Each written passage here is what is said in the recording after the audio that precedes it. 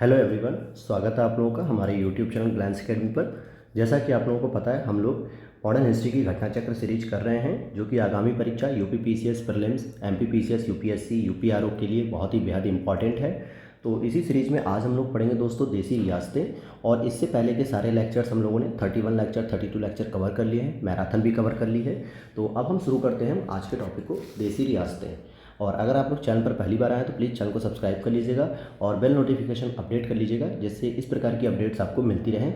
Telegram channel भी आप join कर सकते हैं, ग्लैंस एकेडमी ऑफिशियल सर्च करके। वहाँ पे आपको previous year paper, model paper, इन सभी की टेस्ट सीरीज यहाँ पे पीडीएफ प्रोवाइड की जाती है और हमारे चैनल पर क्लासेस भी चलाई जाती हैं उसकी। तो अगर अभी तक नहीं देखा है तो प्लीज़ प्लेलिस्ट में जाइए, वहाँ पे सभी कुछ कंटेंट आपके लिए अवेलेबल है फ्री ऑफ कॉस्ट। आप आराम से उससे देख कर तैयारी कर सकते हैं। तो चलिए आज के टॉपिक की शुरुआत करते हैं हम लोग। आज का टॉपिक है हमारा देसी रियासतें। बटलर समिति का गठन 1927 में किया गया था। इसे भारतीय रियासत समिति भी कहते हैं। इसका उद्देश्य था भारत सरकार तथा भारतीय रियासतों के बीच संबंधों की जांच करना। तो ये प्रश्न कई बार पूछा जाता है कि बटलर समिति का गठन कब हुआ, तो 1927 किस उद्देश्य से किया गया था। तो इसमें स्पेशली क्या था, भारत सरकार अर्थात अंग्रेजी सरकार जो थी और भारतीय जो रियासती थे, इनके बीच के संबंध की बात हो रही थी यहाँ पे। और ब्रिटिश भारत तथा भारतीय रियासतों के बीच आर्थिक और वित्तीय संबंधों को सुधारने हेतु सिफारिशें करना था। तो ये इसका मुख्य काम था बटलर समिति का। भारतीय नरेशों ने एक सुप्रसिद्ध वकील सर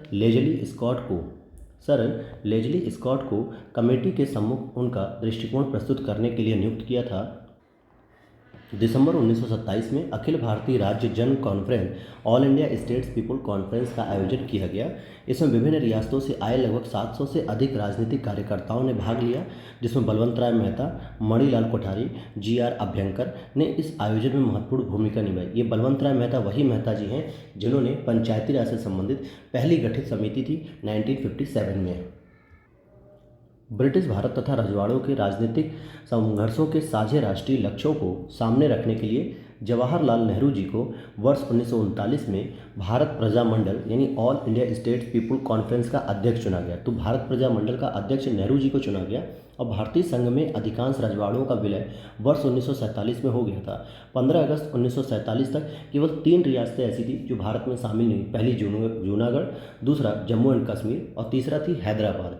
इन सभी को छोड़कर सभी रजवाड़े लगभग भारत में शामिल हो गए थे तथा वर्ष 1948 तक इन तीनों रियासतों को भी भारत के लिए भारत में शामिल होने के लिए बाध्य होना पड़ा। अंग्रेजी हुकूमत ने इन रियासतों को स्वाधीनता का दर्जा देकर बड़ी पेचीदी समस्या खड़ी कर दी थी, किंतु राष्ट्रीय नेतृत्व ने, विशेषकर वल्लभ भाई पटेल जी ने इसमें बहुत बड़ी भूमिका निभाई। पटेल जी ने बड़ी समझदारी और सूझबूझ से इस समस्या को सुलझा दिया। 26 अक्टूबर 1947 को कश्मीर के महाराजा हरि सिंह और भारत में विलय के लिए हस्ताक्षर पत्र प्रधानमंत्री जवाहरलाल नेहरू को सौंपे। तो कब सौंपे थे इन्होंने? 1947 में। जवाहरलाल नेहरू ने शेख अब्दुल्ला को, जो कि वहाँ के शेख अब्दुल्ला को तत्कालीन जम्मू कश्मीर का प्रधानमंत्री नियुक्त करवाया तथा भारतीय सेना ने 27 अक्टूबर 1947 से पाकिस्तान के कबायली आक्रांताओं को भगाना आरंभ कर दिया और यथावत समझौता 29 नवंबर 1947 को हैदराबाद रियासत ऑफ डोमिनियन ऑफ इंडिया के मध्य हस्तांतरित हो गया था। और इस तरीके से इस समझौते पर हैदराबाद राज्य के प्रधानमंत्री मीर लइक अली और डोमिनियन स्टेट या डोमिनियन ऑफ इंडिया के गवर्नर जनरल लॉर्ड माउंटबेटन ने हस्ताक्षर किए थे।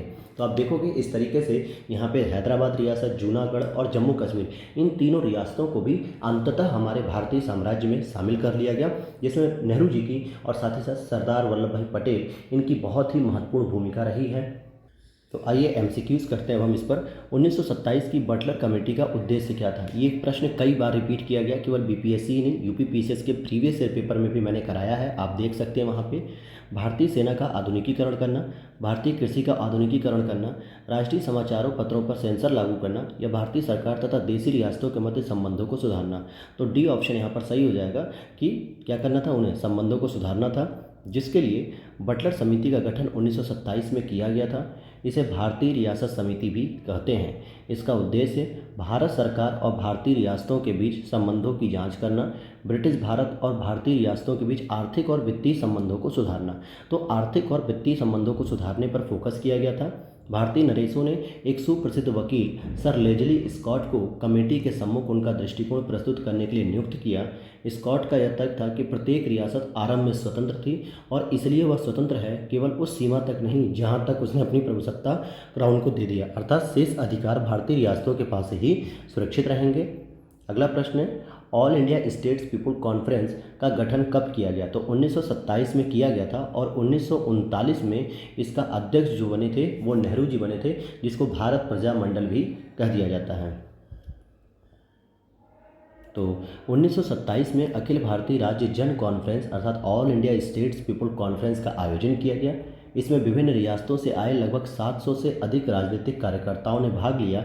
बलवंत राय मेहता, मणिलाल कोठारी, जी.आर. अभ्यंकर ने इस आयोजन में महत्वपूर्ण भूमिका निभाई थी। अगला प्रश्न है, निम्नलिखित में से 1939 में भारत प्रजा मंडल अर्थात all India states people conference के अध्यक्ष किसे चुना गया था? तो जवाहरलाल नेहरू जी को चुना गया था 1939 में। तो ये याद रखना है आपको, ये प्रश्न बन जाते हैं यहाँ पर कई बार इस तरीके से। अगले प्रश्न को देख लेते हैं, भारतीय संघ में रजवाड़ों का विलय अधिकाधिक किस सन में हुआ था? तो सही जवाब हो जाएगा बी, 1947 में हुआ था सबसे अधिक। और उसमें आप देखेंगे कि लगभग 1947 तक हो चुका था।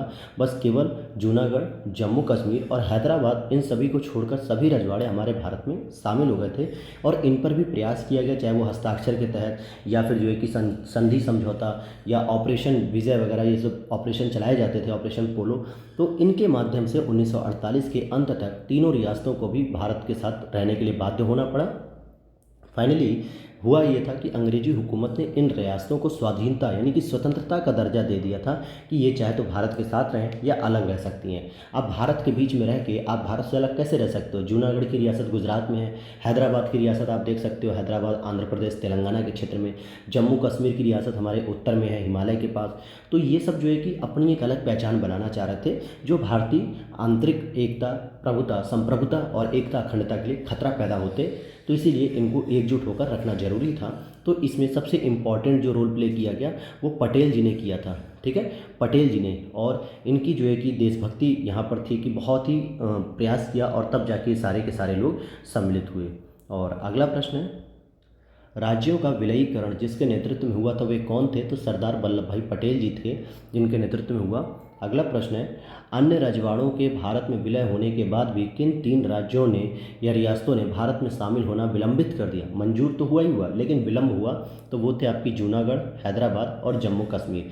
तो ये तीनों रियासतें जो है कि थोड़ा लेट में मिली। अगला है, जम्मू कश्मीर भारत का अभिन्न अंग बना 26 अक्टूबर 1948, 26 नवंबर 1948, 26 अक्टूबर 1947 या फिर चौथा स्टेटमेंट हम देखेंगे यहाँ पे क्या है चौथा, कि इनमें से कोई नहीं। तो सी ऑप्शन सही हो रहा है कि 26 अक्टूबर 1947 को कश्मीर के महाराजा हरि सिंह ने भारत में विलय के लिए हस्ताक्षर पत्र प्रधानमंत्री जवाहरलाल नेहरू को सौंप दिए थे और वहाँ पे नेहरू जी ने शेख अब्दुल्ला को वहाँ का प्रधानमंत्री नियुक्त करवाया और भारतीय सेना ने 27 अक्टूबर 1947 से पाकिस्तान के कबायली आक्रांताओं को भगाना आरंभ कर दिया। अगला प्रश्न है, भारतवर्ष के विभाजन के समय ब्रिटिश भारत के निम्नलिखित में से किस एक प्रांत ने एक संयुक्त एवं स्वतंत्र अस्तित्व के लिए योजना सामने रखी थी? तो ये हो जाएगा पंजाब। तो पंजाब ने ऐसी एक योजना सामने रखी थी, क्या था वो, कि भारत विभाजन के दौरान पंजाब राज्य ने एक संयुक्त एवं स्वतंत्र अस्तित्व की योजना प्रस्तुत की थी, किंतु सरदार पटेल के प्रयासों से उसके मंसूबों पर पानी फिर गया और पूर्वी पंजाब पटियाला पहाड़ी राज्यों का एक संघ बनाया गया जिसे पेप्सू कहा गया था। और सबसे पहले इसी में हमारा इमरजेंसी लगता है यानी कि 356 है। राष्ट्रपति शासन का सबसे पहला प्रयोग हमें स्वतंत्र भारत में 1952 या 1953 के आसपास पेप्सू में ही देखने को मिलता है। अगला प्रश्न है हमारा, निम्नलिखित में से देशी राज्यों में से कौन यथावत समझौते का पक्षधर था? तो आपका हैदराबाद, क्या था, हैदराबाद। और जूनागढ़ को तो पुलिस कार्यवाही के माध्यम से जो है कि शामिल किया गया। तो यहाँ पर हमने ये चीज़ों को देख लिया और ये इसके बारे में दिया हुआ यथावत के रूप में हैदराबाद हो जाएगा। अब हमारा अगला टॉपिक आता है द्वितीय विश्व युद्ध। तो आइए हम सेकेंड वर्ल्ड वॉर को भी इसमें कवर करते हैं। सेकेंड वर्ल्ड वॉर वर्ष 1939 में द्वितीय विश्व युद्ध प्रारंभ हुआ था। कांग्रेस ने युद्ध में समर्थन के बदले भारत को स्वतंत्र राष्ट्र घोषित किए जाने का प्रस्ताव रखा था। तत्कालीन वायसराय जो उस समय थे लॉर्ड लिनलिथगो थे। इन्होंने भारतीय विधानमंडल की सहमति के बिना ही, यानी भारतीय विधानमंडल से पूछा भी नहीं, भारतीयों से भी नहीं पूछा, और भारत को युद्ध में शामिल कर लिया और साथ ही देश में आपातकाल की घोषणा कर दी गई। कांग्रेस कार्य समिति ने युद्ध के उद्देश्यों की घोषणा करने की मांग की तथा यह भी मांग की कि युद्ध के बाद भारत को स्वतंत्र कर दिया जाएगा या नहीं, क्योंकि इस पर भी डाउट था भारतवासियों को, कांग्रेसियों को। और द्वितीय विश्व युद्ध के दौरान कांग्रेस द्वारा स्वीकृत प्रस्ताव में पोलैंड पर नाजी हमले तथा नाजीवाद और फांसीवाद की भर्त्सना की गई, लेकिन यह भी घोषित किया गया कि भारत ऐसे किसी युद्ध में शामिल नहीं हो सकता जो प्रकटतः लोकतांत्रिक स्वाधीनता की रक्षा के लिए लड़ा जा रहा हो, जबकि खुद उसे स्वाधीनता से वंचित रखा जा रहा हो। लॉर्ड लिनलिथगो ने 17 अक्टूबर 1939 को भारत को जर्मनी के विरुद्ध युद्धग्रस्त घोषित कर दिया, यानी जर्मनी के खिलाफ भारत लड़ेगा, और भारतीय विधानमंडलों की सहमति के बिना युद्ध घोषित करने के कारण ही सभी प्रांतों में जो 1937 में जो सरकार बनी थी कांग्रेसियों की, 6 प्रांतों में 7 प्रांतों में, तो वहाँ से क्या किया, कांग्रेस मंत्रिमंडल ने त्यागपत्र दे दिया। और द्वितीय विश्व युद्ध जो 1 सितंबर 1939 को जर्मनी के पोलैंड पर आक्रमण के साथ ही प्रारंभ हो गया, जो कि वर्ष 1945 में जाकर समाप्त हुआ। विंस्टन चर्चिल द्वितीय विश्व युद्ध जो है कि 1939 से 45 के दौरान ब्रिटेन के प्रधानमंत्री थे और इनका कार्यकाल वर्ष 1940 से 45 तक रहा। तो आइए अब हम इस पर एमसीक्यूज करेंगे। पहले प्रश्न की ओर देखते हैं। पहला प्रश्न है, द्वितीय विश्व युद्ध के संबंध में भारतीय राष्ट्रीय कांग्रेस की क्या नीति थी? पूर्ण स्वतंत्रता का आश्वासन मिलने पर ब्रिटेन का सहयोग करना, या ब्रिटेन को सक्रिय सहयोग, तटस्थता, या इनमें से कोई नहीं? तो पहला ही सही हो जाएगा कि ब्रिटेन को हम सहयोग तो करेंगे, लेकिन जब हमें पूर्ण स्वतंत्रता का आश्वासन दे दिया जाएगा। तो यहाँ पर यह बात थी। और 1939 में जब सेकेंड वर्ल्ड वॉर प्रारंभ हुआ तो कांग्रेस ने युद्ध में समर्थन के बदले भारत को स्वतंत्र राष्ट्र घोषित किए जाने का प्रस्ताव रखा। यानी कांग्रेस सहयोग तो करेगी, लेकिन इस शर्त पे कि आप हमें विश्व युद्ध समाप्त होने के बाद हमें क्या करेंगे, स्वतंत्र राष्ट्र घोषित करेंगे। और ऐसे में जो उस समय वायसराय थे लॉर्ड लिनलिथगो ने, इन्होंने भारतीय विधानमंडल की सहमति के बिना ही फिर भारत को युद्ध में शामिल कर लिया, साथ ही देश में आपातकाल की भी घोषणा कर दी। अर्थात इन्होंने कांग्रेस की बातों को या कांग्रेस की मांग को नहीं माना कि हम पूर्ण स्वतंत्र करेंगे भी या नहीं करेंगे आपको। और इस आधार पर कांग्रेस कार्य समिति ने युद्ध के उद्देश्यों की घोषणा करने की मांग की तथा यह भी मांग की कि युद्ध के बाद भारत को स्वतंत्र कर दिया जाए। सेकंड प्रश्न है, द्वितीय विश्व युद्ध में भारतीय राष्ट्रीय कांग्रेस ने अंग्रेजों को सहयोग प्रदान किया? तो हम कहेंगे कि नहीं, यहाँ पर जो है कि अंग्रेजों को कोई सहयोग भी नहीं दिया भारतीयों ने, क्योंकि उन्हें पूर्ण स्वराज प्राप्त होने की आशा हो गई थी। ऐसा भी नहीं है, क्योंकि कोई भी स्टेटमेंट आया ही नहीं ब्रिटेन गवर्नमेंट के द्वारा। तो एस और आर दोनों ही असत्य हैं, यानी कि गलत हो जाएंगे। अगले प्रश्न की ओर देख लेते हैं हम लोग। क्वेश्चन नंबर 3, वर्ष 1939 में सभी प्रांतों में कांग्रेस मंत्रिमंडल ने त्यागपत्र दे दिया था। यह बात सही है। कांग्रेस ने द्वितीय विश्व युद्ध के संदर्भ में वायसराय की जर्मनी के विरुद्ध युद्ध घोषित कर देने के निर्णय को स्वीकार नहीं किया था। तो यहाँ पर अब देखेंगे आप कि क्या ये बात भी सही है, तो यह भी दोनों ही सही हो जाएगा। तो यहाँ पर आप देखेंगे कि ए यहाँ पर सही है, यहाँ पर ए जो है सही है। अगला स्टेटमेंट है क्वेश्चन नंबर 4, मतलब नेक्स्ट प्रश्न, वर्ष 1939 में कांग्रेस मंत्रिमंडल ने 7 प्रांतों में त्यागपत्र दे दिया था, क्योंकि कांग्रेस अन्य 4 प्रांतों मंत्रिमंडल नहीं बना पाई थी। ऐसा कोई कारण नहीं था। कांग्रेस में जो वाम पक्ष था, यानी वामपंथी लोग के उदय से मंत्रिमंडल का कार्य जो है कि कर सकना असंभव हो गया, ऐसा भी नहीं है। उनके प्रांतों में बहुत अधिक सांप्रदायिक अशांति थी, यह भी नहीं है। उपयुक्त कथनों में से ए, बी, सी तीनों में से कोई भी सही नहीं है। यह आंसर सही हो जाएगा, क्योंकि कोई सही नहीं है। इन्होंने त्यागपत्र इसलिए दिया था कि द्वितीय विश्व युद्ध में इन्हें शामिल कर दिया गया और भारत के कांग्रेसियों को न तो कोई सहमति प्राप्त मिला और न ही साथ कोई एक ऐसा आश्वासन कि हाँ हम आपको स्वतंत्र कर देंगे। अगला प्रश्न है, द्वितीय महायुद्ध कब समाप्त हुआ?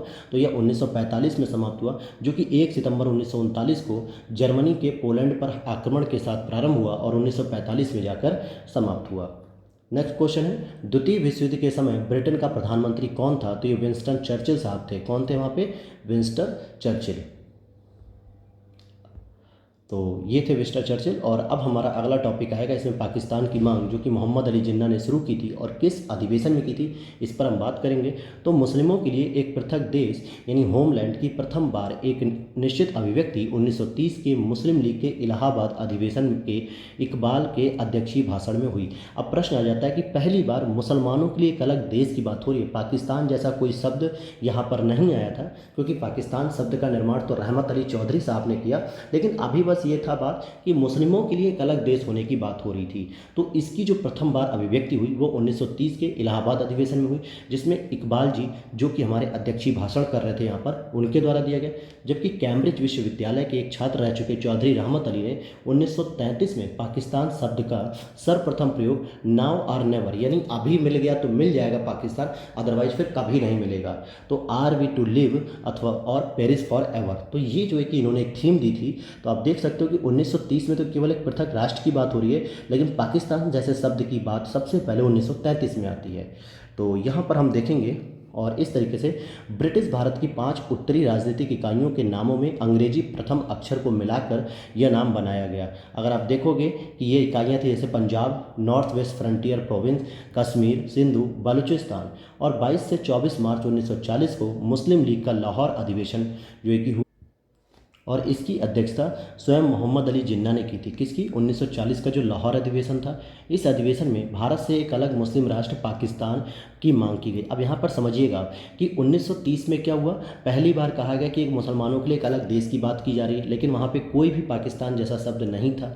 1933 में पहली बार रहमत अली चौधरी ने पाकिस्तान जैसा एक शब्द बनाया, और इसी पाकिस्तान की राष्ट्र की मांग 1940 में पहली बार की जाती है। तो जिन्ना ने अधिवेशन में भाषण देते हुए कहा था कि वे एक अलग मुस्लिम राष्ट्र के अतिरिक्त और कुछ भी स्वीकार नहीं करेंगे, कुछ भी और नहीं चाहिए। और ऐसे में सरोजनी नायडू ने मोहम्मद अली जिन्ना को हिंदू मुस्लिम एकता का दूत कहा था। देश के प्रथम प्रधानमंत्री पंडित जवाहरलाल नेहरू ने अपनी पुस्तक डिस्कवरी ऑफ इंडिया के पेज नंबर 352 पर उल्लेख किया कि मोहम्मद इकबाल ने उनसे मुलाकात के दौरान कहा था कि आप नेहरू यानी नेहरू के लिए कि एक राष्ट्रभक्त हैं, जबकि जिन्ना एक राजनीतिज्ञ हैं। मार्च 1940 में लाहौर में आयोजित मुस्लिम लीग के वार्षिक अधिवेशन में जिन्ना ने द्विराष्ट्रवाद का सिद्धांत को मान्यता दी गई। द्विराष्ट्र का मतलब हो गया कि एक राष्ट्र हिंदुओं के लिए अर्थात भारत, और दूसरा राष्ट्र मुसलमानों के लिए अर्थात कि पाकिस्तान। और इस मांग को रखा गया 1940 में लाहौर अधिवेशन में। और इससे संबंधित प्रस्ताव का जो प्रारूप था वो किसने तैयार किया था, तो सिकंदर हयात खान ने तैयार किया था। और उसे प्रस्तुत किसने किया था, तो फजलुल हक ने प्रस्तुत किया था 23 मार्च 1940 को। और इस तिथि की स्मृति में 23 मार्च 1943 को मुस्लिम लीग द्वारा पाकिस्तान दिवस मनाया जाता है। जिस तरीके से हम लोग जो है कि अपना भारतीय स्वतंत्रता दिवस, गणतंत्र दिवस मनाते हैं, उसी तरीके से 23 मार्च 1943 को पाकिस्तान दिवस मनाया जाता है, क्योंकि इसी दिन फजलुल हक और सिकंदर हयात खान ने लाहौर अधिवेशन में एक पाकिस्तान राष्ट्र की मांग की थी।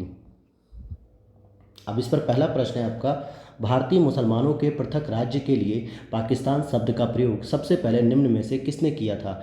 सर मोहम्मद इकबाल, सर आगा खां, M.A. जिन्ना या चौधरी रहमत अली और उनके मित्रों ने? तो बात हो रही है कि मुसलमानों के पृथक राज्य के लिए पाकिस्तान शब्द का प्रयोग सबसे पहले तो चौधरी रहमत अली ने किया, क्योंकि मोहम्मद इकबाल साहब ने केवल यह कहा था कि एक मुस्लिमों के लिए एक अलग राष्ट्र होना चाहिए, उन्होंने कोई भी पाकिस्तान जैसा शब्द नहीं दिया। और जिन्ना ने तो सबसे पहले 1940 में एक मांग उठा दी लाहौर अधिवेशन में। तो इसका जो सही आंसर होगा वो डी हो जाएगा। यहाँ पर आप देख सकते हैं डी होगा कि भारतीय मुसलमानों के लिए एक पृथक राज्य पाकिस्तान शब्द का प्रयोग सर्वप्रथम कैम्ब्रिज विश्वविद्यालय के छात्र रहमत अली चौधरी ने अपने पत्र में, जिसका शीर्षक था नाउ और नेवर, में प्रस्तुत किया था।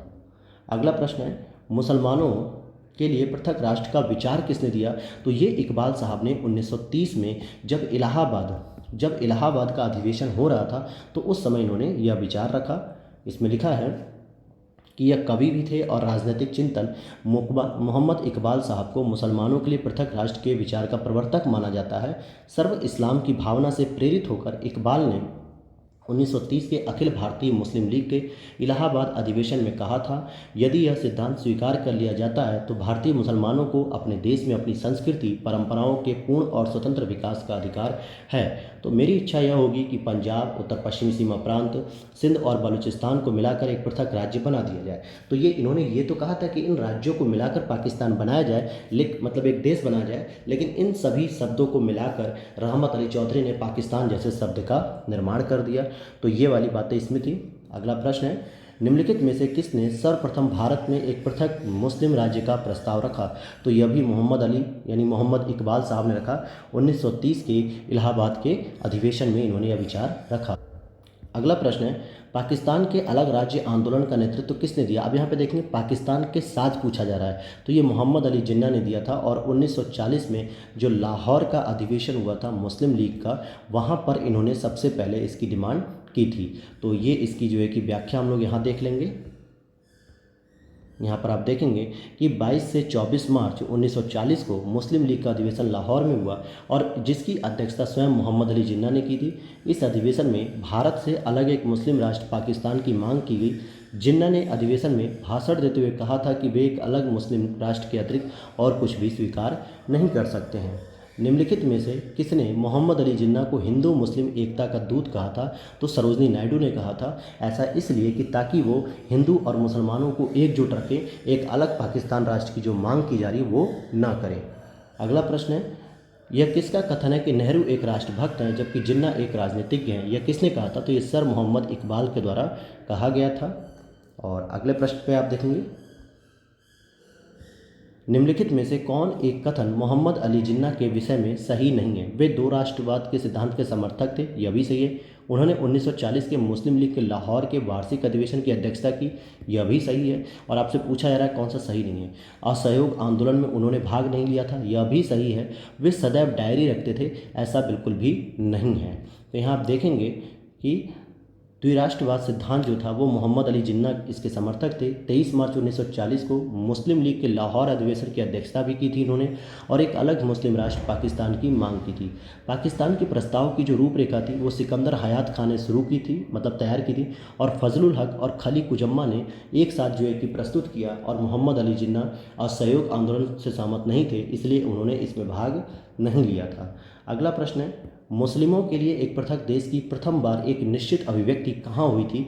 यहाँ पे पृथक देश हो रहा है, न कि किसी नाम के साथ। तो 1930 के मुस्लिम लीग के इलाहाबाद के अधिवेशन में इकबाल जी के अध्यक्षीय भाषण में यह चीज़ सामने आई थी।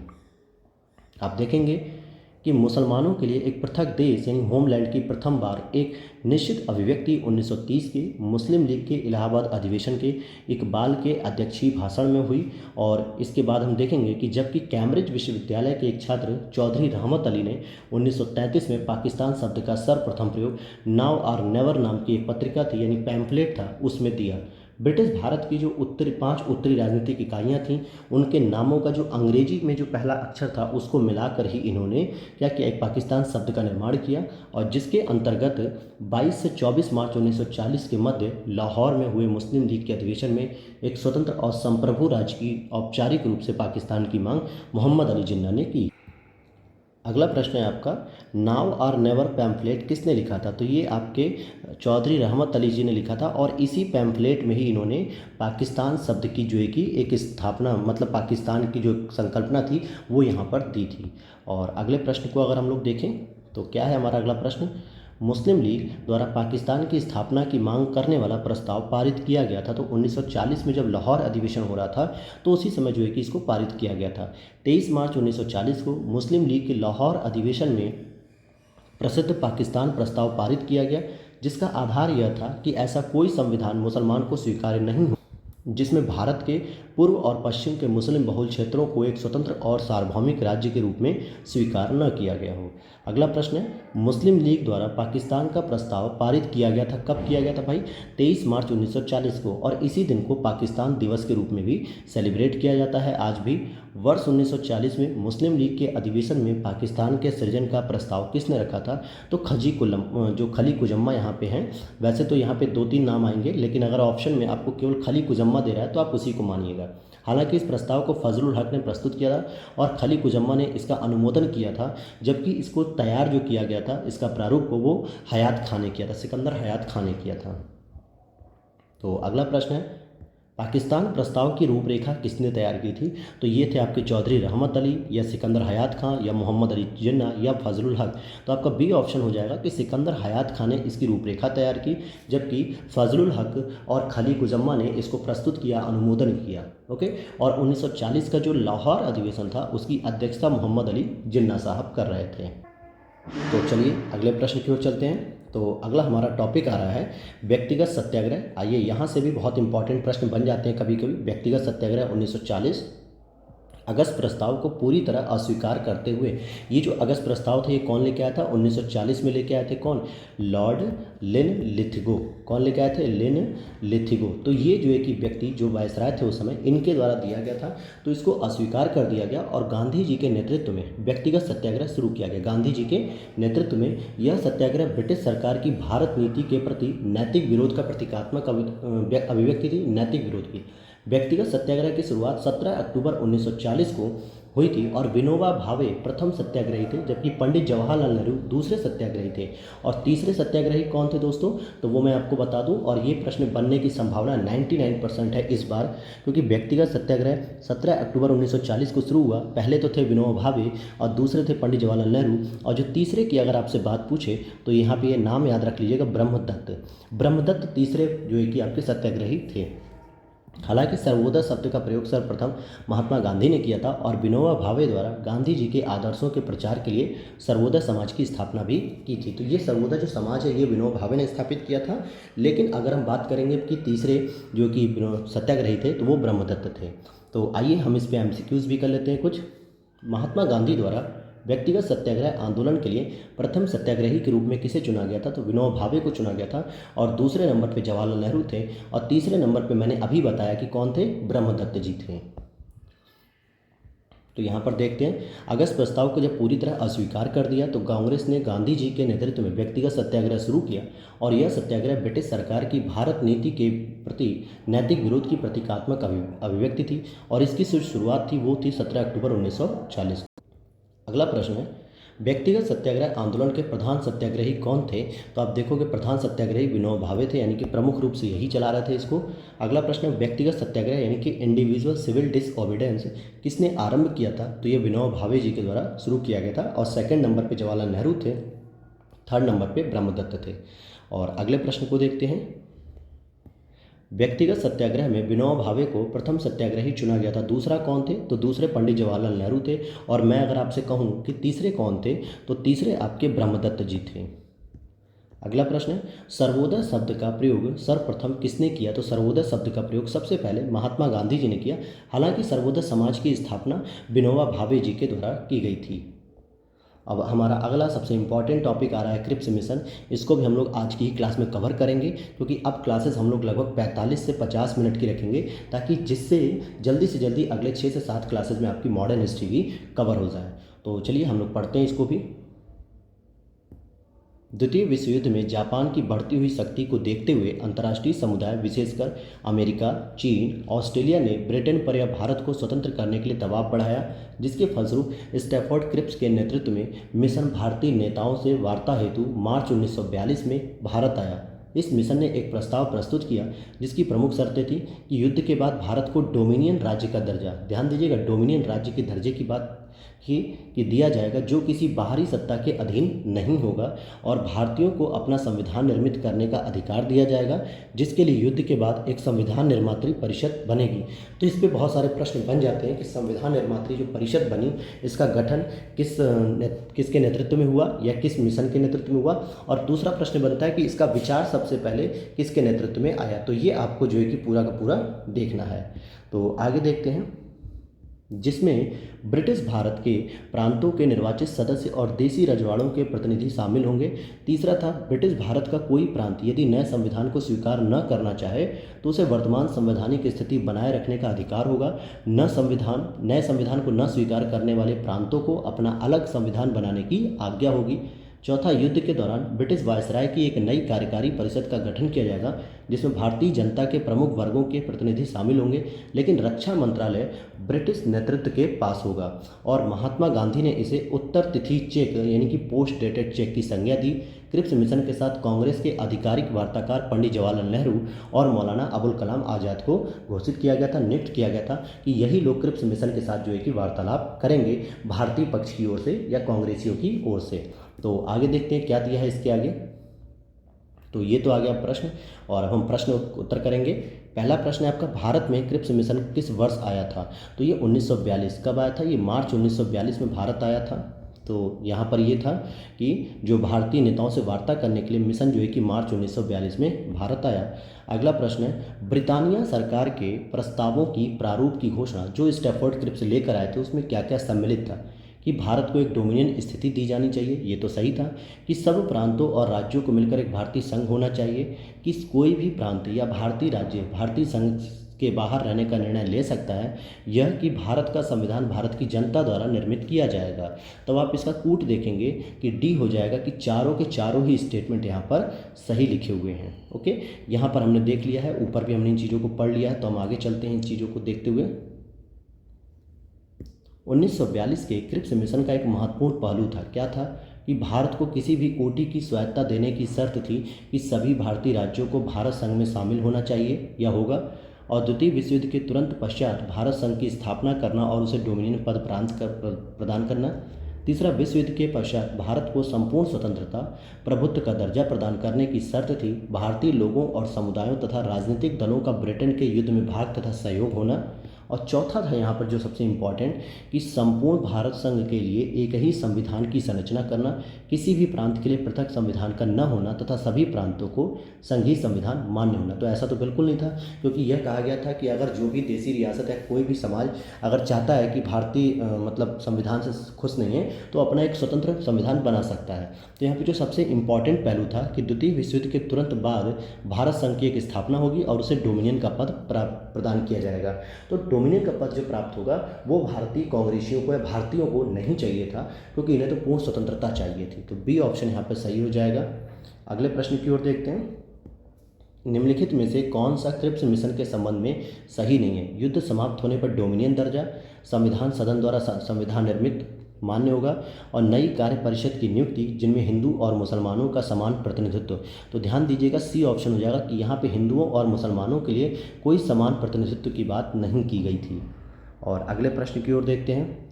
सर स्टैफोर्ड क्रिप्स की योजना में यह परिकल्पना थी कि द्वितीय विश्व युद्ध के बाद भारत को पूर्ण स्वतंत्रता होगी, तो बिल्कुल नहीं। स्वतंत्रता प्रदान करने के पहले भारत को दो भागों में विभाजित, ऐसा भी नहीं। भारत को इस शर्त के साथ गणतंत्र बना देना चाहिए कि राष्ट्रमंडल में शामिल होगा, यह भी नहीं। गणतंत्र की तो बात ही नहीं थी।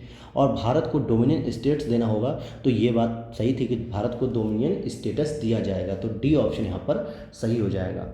और क्वेश्चन नंबर 6 देखते हैं। किसकी दृष्टि में क्रिप्स प्रस्ताव एक टूटते हुए बैंक के नाम के उत्तर दिनांकित चेक यानी कि पोस्ट डेटेड चेक था, जो कभी मतलब कि होगा ही नहीं पूरा। तो ये जो है कि स्टेटमेंट महात्मा गांधी जी के द्वारा दिया गया था। अगले प्रश्न को देखते हैं हम लोग यहाँ पर। क्वेश्चन नंबर 7 है, निम्नलिखित कथनों पर विचार कीजिए और क्रिप्स मिशन के प्रस्तावों के प्रावधान सम्मिलित हैं कौन कौन से? भारत की पूर्ण स्वतंत्रता के लिए, संविधान निर्मात्री निकाय की रचना के लिए। तो आप देखोगे कि बी स्टेटमेंट तो सही है, लेकिन पहला नहीं, क्योंकि यहाँ पे पूर्ण स्वतंत्रता की बात नहीं थी, बल्कि डोमिनियन स्टेट्स की बात थी। किसकी बात थी? स्टेटस की बात थी। अगला प्रश्न है आपका, चलिए यहाँ पर इसको पढ़ भी लेते हैं। क्रिप्स मिशन के तहत युद्ध के पश्चात भारत को डोमिनियन अधिराज्य का दर्जा दिए जाने का प्रस्ताव किया गया था। क्रिप्स मिशन ने संविधान निर्मात्री निकाय की रचना के लिए भी प्रस्ताव किया था। यह संस्था भविष्य में ब्रिटिश राष्ट्रमंडल से पृथक होने अर्थात भारत की पूर्ण स्वतंत्रता के लिए प्रस्ताव कर सकती थी। अगला प्रश्न है, निम्नलिखित प्रधानमंत्रियों में से किसने भारत में क्रिप्स मिशन भेजा? यानी 1942 में ब्रिटेन का प्रधानमंत्री कौन था? तो वही तो भेजेगा इसको। तो यहाँ पर हो जाएगा डी आंसर, विंस्टन चर्चिल। अगला प्रश्न है यहाँ पर 9 नंबर, निम्नलिखित में से कौन क्रिप्स मिशन के साथ कांग्रेस के आधिकारिक वार्ताकार थे? आधिकारिक वार्ताकार कौन थे भाई? अगर बात की जाए तो महात्मा गांधी, सरदार पटेल, जेबी कृपलानी, राजगोपालाचारी, पंडित जवाहरलाल नेहरू या मौलाना अबुल कलाम आज़ाद। तो सी ऑप्शन यहाँ पर सही हो जाएगा कि इन्हीं लोगों को नियुक्त किया गया था, अपॉइंट किया गया था कांग्रेस की तरफ से कि ये क्रिप्स मिशन से वार्तालाप करेंगे। अगला प्रश्न है, निम्नलिखित में से किसने गांधी जी के आंदोलनों को राजनीतिक फिरौती कहा? तो लॉर्ड लिनलिथगो ने जो है कि गांधी जी के आंदोलन को राजनीतिक फिरौती कहा। क्या कहा? लॉर्ड लिनलिथगो ने गांधी जी के आंदोलनों को राजनीतिक फिरौती कहा। वायसराय और गवर्नर जनरल लॉर्ड लिनलिथगो का कार्यकाल भारत में सबसे लंबा था। इनका कार्यकाल भारतवर्ष में 1936 से 1943 तक रहा और भारत छोड़ो आंदोलन इन्हीं के कार्यकाल में महात्मा गांधी द्वारा चलाया गया। और हम अगले टॉपिक की ओर बढ़ते हैं, तो वो हमारा सबसे महत्वपूर्ण टॉपिक भारत छोड़ो आंदोलन शुरू होगा। तो चलिए शुरू करते हैं हम लोग इस टॉपिक को। वर्धा में 6 से 14 जुलाई 1942 में हुई कांग्रेस की समिति की बैठक में मौलाना अबुल कलाम आज़ाद, सरोजनी नायडू, जवाहरलाल नेहरू, वल्लभ भाई पटेल, डॉक्टर राजेंद्र प्रसाद, सीतारमैया, जीबी पंत, प्रफुल्ल चंद्र बोस, सैयद महमूद, अरुणा असफ अली, जेबी कृपलानी, महात्मा गांधी इत्यादियों ने भाग लिया। भारत छोड़ो नामक प्रस्ताव पास किया गया और इसकी अध्यक्षता तत्कालीन कांग्रेस के अध्यक्ष अबुल कलाम आज़ाद ने ही की थी। और आगे हम पढ़ते हैं कि 7 से 8 अगस्त 1942 को बम्बई के ऐतिहासिक ग्वालिया टैंक में अखिल भारतीय कांग्रेस कमेटी की वार्षिक बैठक हुई, जिसमें वर्धा प्रस्ताव अर्थात कि भारत छोड़ो की पुष्टि हुई। थोड़े बहुत संशोधनों ने के बाद 8 अगस्त 1942 को यह प्रस्ताव स्वीकार कर लिया गया। कब स्वीकार किया गया? तो 8 अगस्त 1942 को। और भारत के स्वतंत्रता संघर्ष के तहत अंग्रेजों के विरुद्ध भारत छोड़ो आंदोलन प्रारंभ करने की घोषणा की गई। और इस आंदोलन के प्रारंभ होने से एक दिन पूर्व महात्मा गांधी ने कुछ बयान दिए थे। क्या दिए थे? कि सरकारी कर्मचारी नौकरी न छोड़ें, लेकिन कांग्रेस के प्रति अपनी निष्ठा की घोषणा कर दें। सैनिक जितने भी हैं वो अपने देशवासियों पर गोली चलाने से इनकार कर दें, जो अंग्रेजी सेना में सेवा तो दे रहे हैं लेकिन वो अपने भारतीयों पर गोली न चलाएं। छात्र तभी पढ़ाई छोड़ें जब आज़ादी प्राप्त हो जाने तक अपने इस पर दृढ़ रह सकें। और अगला, राजा महाराजा भारतीय जनता की प्रभुसत्ता स्वीकार करें और उनकी रियासतों में रहने वाली जनता को अपनी भारतीय राष्ट्र का अंग घोषित कर दें तथा राजाओं का नेतृत्व तभी मंजूर करें जब वे अपना भविष्य जनता के साथ जोड़ लें। इसमें गांधी जी द्वारा दिया गया यह वक्तव्य विशेष महत्वपूर्ण है कि संपूर्ण आज़ादी से कम किसी भी चीज़ से मैं संतुष्ट होने वाला नहीं हो सकता और नमक टैक्स, शराबखोरी आदि को खत्म करने का प्रस्ताव भी था। मैं आपको एक मंत्र देता हूँ, करो या मरो। इस मंत्र का आशय है या तो हम भारत को आज़ाद कराएंगे या आज़ादी के इसी प्रयास में दिवंगत हो जाएंगे यानी कि मर जाएंगे। और 8 अगस्त 1942 को अखिल भारतीय कांग्रेस कमेटी की बैठक में पंडित जवाहरलाल नेहरू ने भारत छोड़ो प्रस्ताव को पेश किया। किसने पेश किया? नेहरू जी ने, जिसका सरदार वल्लभ भाई पटेल ने समर्थन किया। और इस प्रस्ताव का आलेख स्वयं महात्मा गांधी ने नेहरू और आज़ाद के सहयोग से बनाया था। Hindu Mahasabha, Communist Party of India, Unionist Party of Punjab और मुस्लिम लीग ने भारत छोड़ो आंदोलन का समर्थन नहीं किया था। तो ये इंपॉर्टेंट बन जाता है कि किसने इसका समर्थन नहीं किया था। तो Hindu Mahasabha, Communist Party of India, Unionist Party of Madras और मुस्लिम लीग, इन चारों जो पार्टियां थी इन्होंने इसका समर्थन नहीं किया था। और फिर फाइनली 9 अगस्त 1942 को भारत छोड़ो आंदोलन प्रारंभ हुआ। तो आप देखोगे कि जब इसके प्रस्ताव की बात आती है तो ये 8 अगस्त 1942 को पारित हुआ, प्रस्तुत हुआ और 9 अगस्त को आंदोलन शुरू हो जाता है। और जैसे ही आंदोलन प्रारंभ होता है तो ऑपरेशन जीरो आवर के तहत गांधी जी तथा कुछ प्रमुख कांग्रेसी नेताओं को गिरफ्तार कर लिया जाता है। गांधी जी को गिरफ्तार कर सरोजनी नायडू सहित पूना के आगा खां पैलेस में रखा गया और कांग्रेस कार्यकारी जो समिति थी उसके नेहरू, अबुल कलाम आज़ाद, गोविंद वल्लभ पंत, प्रफुल्ल चंद्र बोस, डॉक्टर पट्टाभी सीतारमैया, डॉक्टर सैयद महमूद और आचार्य कृपलानी को अहमदनगर किले में रखा गया। तो इन लोगों को कहाँ रखा गया? अहमदनगर किले में। कांग्रेस कार्य समिति के जो सदस्य थे राजेंद्र प्रसाद बम्बई नहीं आए थे, अतः उन्हें पटना में ही गिरफ्तार कर पटना बांकीपुर जेल में नज़रबंद रखा गया। शिव कुमार और रामानंद को हजारीबाग में गिरफ्तार किया गया था। 1942 के आंदोलन का सर्वाधिक प्रभाव बम्बई, बंगाल, बिहार, उड़ीसा, यूपी, मद्रास में था, लेकिन समूचे देश की हिस्सेदारी इसमें अवश्य थी। आंदोलन के पूर्व ही अधिकांश शीर्ष नेताओं की गिरफ्तारी के कारण यह आंदोलन एक प्रकार का स्वतः स्फूर्त आंदोलन बन गया। और भारत छोड़ो आंदोलन के समय भारत का जो प्रधान सेनापति लॉर्ड बेबल यहाँ पर था, जो बाद में वर्ष 1943 से 47 तक भारत का वायसराय और गवर्नर जनरल भी रहा। तो इस समय जो है कि इस आंदोलन के समय इंग्लैंड के प्रधानमंत्री कौन थे? चर्चिल थे। भारत जो है कि कांग्रेस द्वारा भारत छोड़ो आंदोलन का प्रस्ताव पारित करते समय कांग्रेस के जो अध्यक्ष थे मौलाना अबुल कलाम आज़ाद थे। उल्लेखनीय है कि वर्ष 1940 के रामगढ़ अधिवेशन में कांग्रेस अध्यक्ष बने थे वे, और 1941 से 45 के मध्य 5 वर्षों तक कांग्रेस का कोई भी वार्षिक अधिवेशन न हो सका, क्योंकि देश में आपातकाल लगा हुआ था। दूसरे विश्व युद्ध में अंग्रेजी सेना जो है कि शामिल थी, भारतीयों को भी ज़बरदस्ती उसमें शामिल किया गया था। इसीलिए कांग्रेस के द्वारा कोई भी अधिवेशन नहीं किया जा रहा था, क्योंकि आपातकाल की स्थिति में सभी कुछ बंद कर दिया गया था। और इन 6 वर्षों में अबुल कलाम आज़ाद कांग्रेस के अध्यक्ष बने रहे। वे स्वतंत्रता पूर्व भारतीय राष्ट्रीय कांग्रेस के सबसे लंबे समय तक और सबसे नाजुक दौर में अध्यक्ष रहे थे। और आगे देखते हैं, भारत छोड़ो आंदोलन के दौरान बम्बई के विभिन्न भागों से कांग्रेस का गुप्त रेडियो प्रसारित किया जाता था, जिसे मद्रास तक सुना जाता था। राम मनोहर लोहिया नियमित रूप से इस रेडियो का प्रसारण करते थे। उषा मेहता कांग्रेस के भूमिगत रेडियो का संचालन करने वाले सबके छोटे से दल की एक महत्वपूर्ण सदस्य थी और महात्मा गांधी के भारत छोड़ो आंदोलन के दौरान अमेरिकी पत्रकार लुई फिशर, जो कि महात्मा गांधी के जीवनीकार भी हैं, उनके साथ थे। अमेरिकी बुद्धिजीवी पर्ल बक, एड गस्को और सुरमेन नॉर्मन थॉमस के साथ लुई फिशर ने भारतीय स्वतंत्रता की मांग की थी। और भारत छोड़ो आंदोलन 1942 से उत्पन्न हुए दंगे बिहार और यूपी के संयुक्त प्रांत में सबसे अधिक व्यापक रहे। यहाँ विद्रोह जैसा माहौल बन गया। पूर्वी यूपी में आजमगढ़, बलिया, गोरखपुर, बिहार तथा गया, भागलपुर, सारण, पूर्णिया, शाहाबाद, मुजफ्फरपुर और चंपारण जैसे क्षेत्रों में स्वतः स्फूर्त जन विद्रोह के मुख्य केंद्र रहे। 1942 में अगस्त आंदोलन किसानों के बीच काफ़ी व्यापक हो गया था। किसानों के अंशकालिक जत्थे दिन में खेती करते थे और रात को तोड़फोड़ में कार्यवाही में भाग लेते थे। उनकी उग्रता की प्रबलता इस कदर थी कि वह कई अर्थों में 1857 का स्मरण कराती थी। इसलिए तत्कालीन ब्रिटिश प्रधानमंत्री चर्चिल को भेजे गए एक तार में तत्कालीन वायसराय लिनलिथगो ने इस आंदोलन को 1857 के बाद का सबसे गंभीर विद्रोह कहना पड़ा। यानी लिनलिथगो भी जो है कि इस चीज़ से सहमत हो गए कि यह आंदोलन बहुत ही विशाल और बहुत ही गंभीर जो है कि दिख रहा है। और भारत छोड़ो आंदोलन के दौरान जयप्रकाश नारायण ने हजारीबाग के सेंट्रल जेल से फरार होकर भूमिगत गतिविधियों को संगठित किया। योगेंद्र शुक्ल जयप्रकाश नारायण के साथ ही 9 नवंबर 1942 को हजारीबाग जेल से भागे, किंतु मुजफ्फरपुर में गिरफ्तार किए गए और तथा पटना लाए गए वापस। भारत छोड़ो आंदोलन 1942 के दौरान बम्बई में कांग्रेस सम्मेलन को संबोधित करते हुए गांधी जी ने अपने भाषण में कहा था कि उसके बारे में पट्टाभी सीतारमैया ने लिखा, वास्तव में गांधी जी उस दिन अवतार एवं पैगंबर की प्रेरक शक्ति से प्रेरित होकर भाषण दे रहे थे।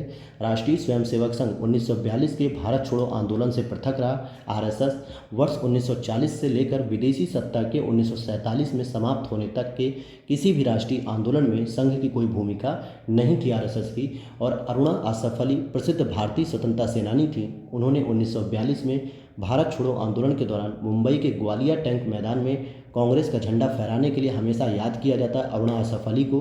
अरुणा आसफ अली, उषा मेहता, जयप्रकाश नारायण, राम मनोहर लोहिया आदि ने कांग्रेस के सभी बड़ी नेताओं की गिरफ्तारी के बाद भूमिगत रहते हुए यानी कि अंडरग्राउंड कवर रहते हुए 1942 के भारत छोड़ो आंदोलन का नेतृत्व किया। ये जो भूमिगत होता है इसका मतलब ज़मीन में छिपना नहीं, बल्कि एक अंडरग्राउंड हो जाते हैं, यानी जनता के सामने नहीं आते हैं, अंग्रेजों के सामने नहीं आ रहे थे। और भारत छोड़ो आंदोलन की एक महत्वपूर्ण विशेषता थी कि देश के कई स्थानों पर समानांतर सरकार की स्थापना की गई थी। इस समय ये इंपॉर्टेंट टॉपिक है, यहाँ से प्रश्न बन सकता है, हर बार बनता है, तो ध्यान दीजिएगा इस टॉपिक को। तो जो समानांतर सरकार बनी थी मुख्य रूप से 1942 के दौरान देश में 3 मुख्य स्थानों पर, जैसे बलिया में अगस्त 1942 में चित्तू पांडे के नेतृत्व में बनाई गई, तामलुक मिदनापुर यानी कि पश्चिम बंगाल में दिसंबर 1942 से अगस्त 1944 तक, और यहाँ की जातीय सरकार ने तूफान पीड़ितों की सहायता के लिए कार्यक्रम शुरू किया। और तीसरा सतारा, जो कि 1943 से 1946 तक, यह सबसे लंबे समय तक चलने वाली सरकार थी, लगभग 3 वर्ष तक चली। यहाँ पर प्रति सरकार के नाम से समानांतर सरकार स्थापित की गई। प्रमुख नेता थे वाई चौहान और नाना पाटिल। इसके अतिरिक्त उड़ीसा के तलचर में भी कुछ समय तक समानांतर सरकार रही। बीमारी के आधार पर गांधी जी को 6 मई 1944 को रिहा कर दिया गया। और विंस्टन चर्चिल ने गांधी जी के रिहाई के संबंध में कहा था, जब हम हर जगह जीत रहे हैं, ऐसे वक्त में एक कमबख्त बुढ़े के सामने कैसे झुक सकते हैं जो हमेशा हमारा दुश्मन रहा है। तो ये समझ सकते हैं कि आप गांधी एक ऐसी हस्ती थी, एक ऐसी पर्सनालिटी थी दोस्तों, जो अंग्रेजों को नाको चने जो है कि चने चबाने पड़ते थे, बहुत सारी प्रॉब्लम्स फेस करनी पड़ती, क्योंकि गांधी का जो तरीका था ना, वो असहयोग था, अहिंसा था, सत्याग्रह था। कहते हैं ना कि आप किसी व्यक्ति को गोली से नहीं बोली से मार सकते हो। अगर आपने कोई व्यंग कर दिया या आपने उसके सामने अपनी पीड़ा को रख दिया तो शायद वो उसका दिल पसीजेगा और कहीं ना कहीं वो इमोशनल होगा और वो आपसे सहमति जाहिर करेगा। तो ये गांधी की अपनी मजबूत पकड़ थी, गांधी के काम करने का तरीका था जो गांधी को औरों से अलग करता है। तो ये थी वो बातें, और देखते हैं अब हम आगे क्या टॉपिक है। तो आगे तो है इसके एमसीक्यूज़। तो एमसीक्यूज़ दोस्तों अब हम लोग करेंगे नेक्स्ट वीडियो में, क्योंकि इसमें टोटल 60 एमसीक्यूज़ हैं। कितने हैं एमसीक्यूज़? टोटल 60 हैं। और एक जानकारी और दे दूं कि अब चैनल के माध्यम से आपको यूपीएससी, आईएएस यूपीएससी आईएएस के टेस्ट पेपर कराए जा रहे हैं, जिसमें हमने सबसे पहले लिया है दृष्टि आईएएस को और उसके बाद दूसरे नंबर पे हमने लिया है विजन आईएएस को, जो कि दोनों ही कोचिंग बहुत ही महत्वपूर्ण कोचिंग है। तो इन दोनों को ही कवर किया जाएगा, जो कि दोपहर 12 बजे और 3 बजे इसके पेपर आते हैं। तो आप लोग जरूर ज्वाइन करिए, जरूर देखिए, जो आपको यूपी पीसीएस और यूपीएससी दोनों में ही हेल्पफुल रहेगा। मिलते हैं नेक्स्ट वीडियो में। Thanks for watching.